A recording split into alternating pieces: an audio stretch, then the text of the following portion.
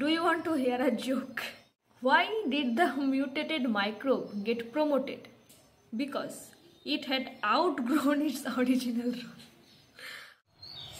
আজকে তোমাদের পড়াবো strain development এবং strain preservation. So fellow learners, open your chapters and welcome to same event.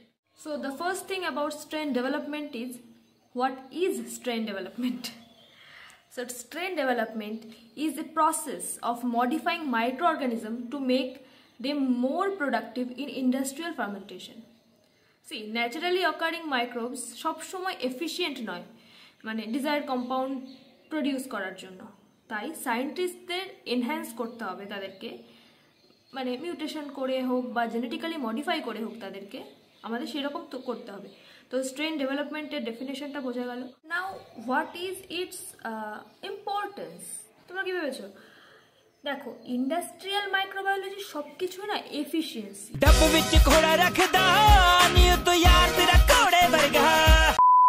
মানে efficiency is everything. A small improvement in a microbial strain can lead to a massive increase in production, but reducing the costs.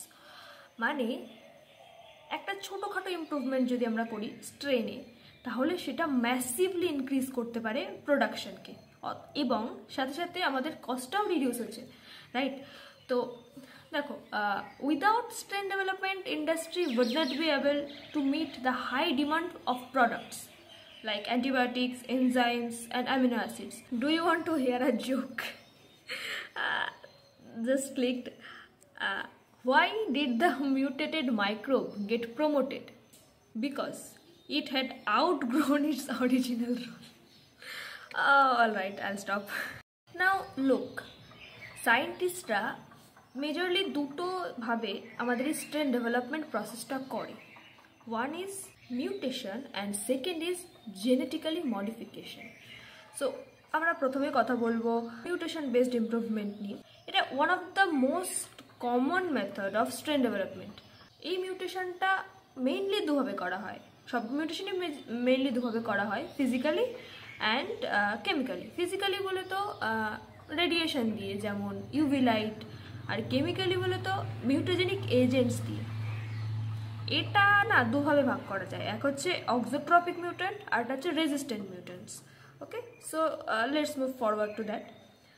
অক্সোট্রপিক mutant require an additional nutrient to grow but can over produce specific metabolite. মানে আলাদা একটা nutrition লাগে এটাকে grow করতে, but এটা over produce করে দিতে পারে একটা স্পেসিফিক মেটাবোলাইটকে। ঠিক আছে, সেকেন্ড হচ্ছে রেজিস্ট্যান্ট মিউট্যান্ট। ওরা কারা? যেই মিউট্যান্টগুলো টক্সিসিটির এগেনস্টে রেজিস্ট্যান্ট, মানে টক্সিক এনভায়রনমেন্টে তারা অ্যালাইভ করে, বেঁচে থাকে, but normally suppress microbial growth. ঠিক আছে, এর ফায়দা কি? They allow continuous production without being inhibited. মানে তারা থেমে থাকে না এবং কন্টিনিউয়াস প্রোডাকশন চালিয়ে যায়। এছাড়াও সায়েন্টিস্টরা জেনেটিক্যালি মডিফাই করতে পারেন কোনো স্ট্রেনকে, যাতে তারা ওভার প্রডিউস করে আমাদের সাবস্ট্যান্সগুলোকে। জেনেটিক্যালি মডিফিকেশান মিউটেশনের থেকে কিভাবে ডিফার করে, এটা তোমরা একবার কনসেপ্ট ক্লিয়ারেন্সের জন্য পড়ে রাখো, কেমন? একটা ওভারভিউ দিয়ে রাখি জেনেটিক্যালি মডিফিকেশান কিভাবে করে, মানে কি কি প্রসেসেস থাকে তার মধ্যে। তোমরা হয়তো অলরেডি পড়েছো বা পড়তে যাচ্ছ, কনজুগেশন, ট্রান্সফরমেশন, এই যে মেথডগুলো, সেটা দিয়ে ডিএনএ এর মধ্যে কিছু চেঞ্জেস করা হয়, মডিফাই করা হয় আমাদের মতন করে। ঠিক আছে, সেটা প্রোডাকশনকে ইনক্রিজ করে। ট্রান্সফরমেশন, কনজুগেশন ছাড়াও ট্রান্সডাকশন বলে একটা মেথড আছে। ঠিক আছে, এর মধ্যে বেনিফিশিয়াল যে জেনেটিক ট্রেডগুলো হয়, ঠিক আছে, মানে যেটা আমাদেরকে বেনিফিট করবে, সেই ট্রেডগুলোকে মাইক্রোবদের মধ্যে দিয়ে দেওয়া হয়। যখন ট্রান্সফরমেশন, ট্রান্সডাকশন, কনজুগেশন পড়বে, তোমাদের এই কনসেপ্টটা আরও ক্লিয়ার হবে, এবং পারলে এগুলো তোমরা আগে থেকেই পড়ে রাখো। নেক্সট একটা ইন্টারেস্টিং জিনিস, যেটা হচ্ছে মাইক্রোবরা নিজেরাই আমাদের প্রোডাকশানে বাধা দেয়। তাদের একটা রেগুলেটরি মেকানিজমস থাকে, কয়েকটা প্রসেসে থাকে, তারা আমাদের প্রোডাকশানকে বাধা দেয়। তো সেই প্রসেসগুলো কি কি? প্রথম হচ্ছে ফিডব্যাক ইনহিবিশন, যেখানে মেটাবোলাইটরা অ্যাকুমুলেট করে এবং ফার্দার প্রোডাকশনকে আটকে দেয়। ফিডব্যাক ইনহিবিশন সম্পর্কে সবাই পড়েছে, সবাই জানো। Second is concerted repression. What is concerted repression?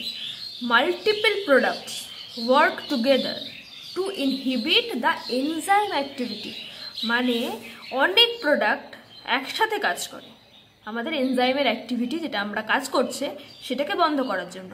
And third is mutants with altered enzyme.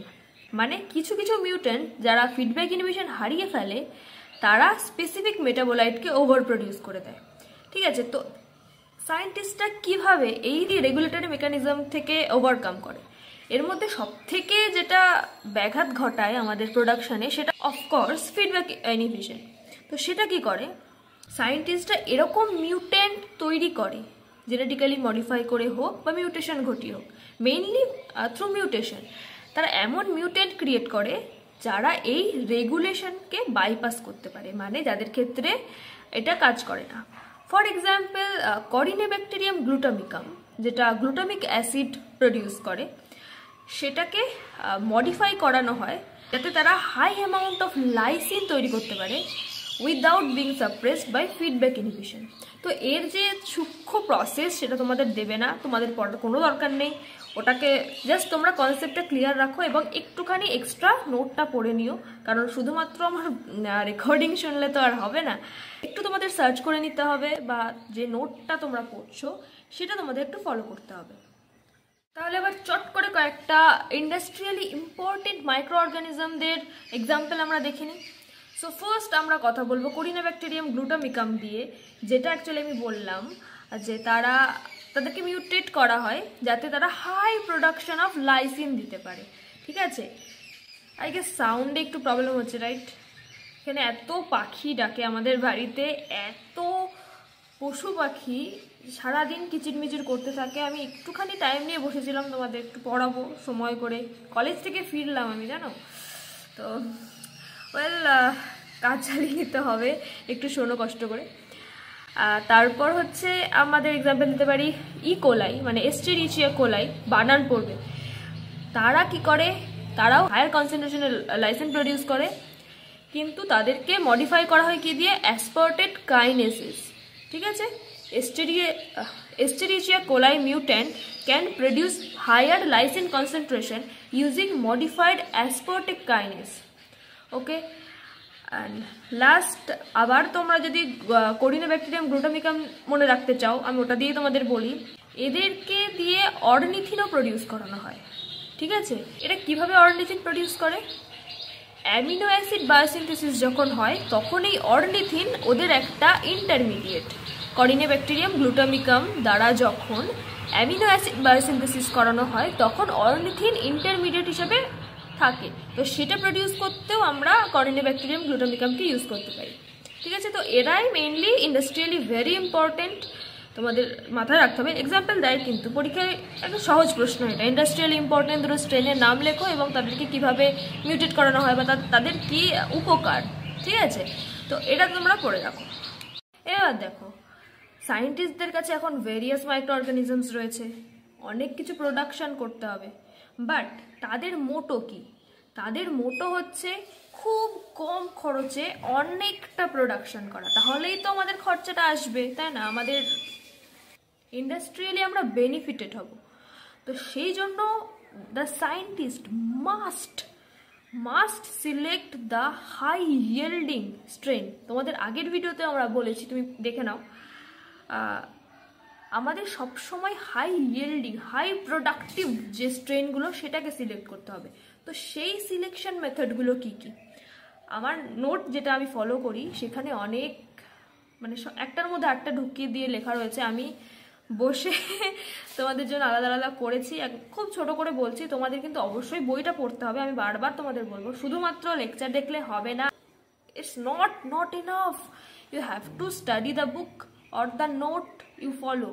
Okay, so let's start. আমি তিনটে মেকানিজমের কথা বলবো, মানে যেটা দ্বারা করে। প্রথমে হচ্ছে using analogs to select mutant that can overproduce a desired metabolites. Analogue কি এটা তোমরা পড়ে রাখো, ANALOGUES, okay. Using analogs to select mutant that can overproduce desired metabolite, of course. So এবার এর মেকানিজমটা আমি ছোট করে তোমাদের বলছি। Selecting high yield strain is done using analog selection where microbes are exposed to toxic analogs of the compound they produce. Only the strongest, most productive strain survives. ঠিক আছে, মানে সিলেক্ট করছি কিভাবে দেখো, একদম টক্সিক একটা অ্যানালগদের মধ্যে রাখা হচ্ছে, যারা স্ট্রংগেস্ট, ঠিক আছে, মানে কন্ডিশনের মধ্যে থেকে সার্ভাইভ করতে পারছে, তাদেরকেই একমাত্র সিলেক্ট করা হবে। For example, a mutant strain of Brevibacterium flavum can produce up to 12.6 gram of threonine per litre using this method. That's fascinating, right? This is fascinating. Another method, yeah, revertant mutants. Mutant that regain lost functions but without feedback inhibition. So, তোমরা নিশ্চয়ই জানো what is revert mutation. যদি তোমরা mutation পড়ে থাকো তাহলে তোমরা অবশ্যই জানবে। এই প্রসেসের মধ্যে দিয়ে কি করা হয়, যাদের ফাংশন হারিয়ে গেছে একটা মিউটেশনের জন্য, তারা নেক্সট একটা মিউটেশন দিয়ে প্রাথমিক যে অবস্থায় তারা ছিল সেটাতে রিভার্ট ব্যাক করে, বাট এখানে কোনো রকম ফিডব্যাক ইনহিবিশন হয় না। Nice, right? Last is you can say constitutive mutant, যারা এনজাইম প্রডিউস করে continuously but without requiring inducer কি তোমরা সেটা পড়বে, ঠিক আছে? ইন্ডিউসার যারা ইন্ডিউস করে অফকোর্স, তো এদের ফান্ডাও সিম্পল, এদের জন্য কোনো ইন্ডিউসার লাগে না, এরা নিজেরাই কন্টিনিউয়াসলি এনজাইম প্রোডাকশন করতে পারে। তো they are really important and beneficial for us, ঠিক আছে? তো এবার আমরা পড়বো জেনেটিক্যাল অ্যাপ্রোচ নিয়ে। জেনেটিক অ্যাপ্রোচ মানে কি? জেনেটিক অ্যাপ্রোচ বলতে এগুলোই বোঝায় যে সায়েন্টিস্টরা আর কি করে যেগুলো দ্বারা আমাদের স্ট্রেন ইমপ্রুভমেন্ট হয়। আমরা যে টেকনিক 2-3টে বললাম সেটা ছাড়াও, ঠিক আছে, তারা কি করে সেটা আমরা এবার পড়বো। সেটা হচ্ছে, দেখো, তাদের মধ্যে মেইনলি 3টেই যেটা দ্বারা আমাদের জেনেটিক্যালি মডিফাই করা হচ্ছে, that is transformation, transduction and conjugation. Transformation is directly introducing new DNA into microbes. Transduction is using viruses to transfer genetic material, phage thake. And then conjugation is transferring gene between bacteria, মানে pili formation দিয়ে হয়, জানোই তো নিশ্চয়ই, conjugation তো জানো। তো আরও কি প্রসেস আছে, লাইসোজেনি হয়, যেখানে কি করা হয়, লাইসোজেনিতে ইন্টিগ্রেট করা হয় জিনগুলোকে, সেটা একটা অপশন হতে পারে। আর হতে পারে parasexuality. What is parasexuality now? Parasexuality in brief is it is the genetic exchange of material, মানে জেনেটিক ম্যাটেরিয়াল এক্সচেঞ্জ হবে কিন্তু ফাঙ্গির মধ্যে। ফাঙ্গিও তো ভীষণ ইম্পর্টেন্ট আমাদের ইন্ডাস্ট্রিয়ালি, তাই না? So what did you understood by this lesson? আমি যে এতক্ষণ ধরে 2 ঘন্টা ধরে বকবক করছি, কি শিখলে? আমাদের লেসনটা কি? লিটারালি 2 ঘন্টা হয়ে গেছে আমি বসেছি, তখন বেজেছিল 3টে কত, আর এখন 5টা 24। ধীরে ধীরে বলছিলাম কতটা কি তোমাদের দরকার সেগুলো ভেবে চিন্তে করছিলাম, কারণ তোমাদের সিলেবাস কতটুকু আছে, কোনটুকু তোমাদের পড়তে হবে। সিবিসিএস সিলেবাস আর এনইপি সিলেবাসের মধ্যে একটু পার্থক্য আছে। তোমাদের এনইপিতে এই টপিকটা একটু কমিয়ে দিয়েছে, অথচ সবই লেখা রয়েছে এর মধ্যে, এখন পড়তে তো সবই হবে। তো হ্যাঁ, তো আমরা কি শিখলাম? What did we understood? We understood that strain development is a game changer in industrial microbiology. By improving microbes, we can produce medicine, food additives, biofuels more efficiently, but at lower cost. মানে এই টেকনিকগুলো যদি আমাদের না থাকতো, যদি আমাদের strain development না করতাম, তাহলে কিন্তু অনেক এসেনশিয়াল প্রোডাক্ট, ঠিক আছে, যেমন মেডিসিনস, আমাদের পার্সোনালাইজ মেডিসিনস যেগুলো, ঠিক আছে, এগুলো এত এক্সপেন্সিভ হতো, এর এত স্ক্যারসিটি থাকতো না, ভাবা যাবে না। যেহেতু আমরা এগুলো ন্যাচারালি অকারিং মাইক্রোবস থেকে পেয়ে যাচ্ছি, তাই আমাদের খুব উপকার হচ্ছে এবং আমরা খুব ইজিলি দোকানে যাচ্ছি, মেডিসিন নিয়ে আসছি, প্রেসক্রিপশন লিখে দিচ্ছে, আমাদের মেডিসিন দিয়ে দিচ্ছে, তাই না? আমাদের বায়োফিউলস কত সুন্দর করে আমরা পাচ্ছি।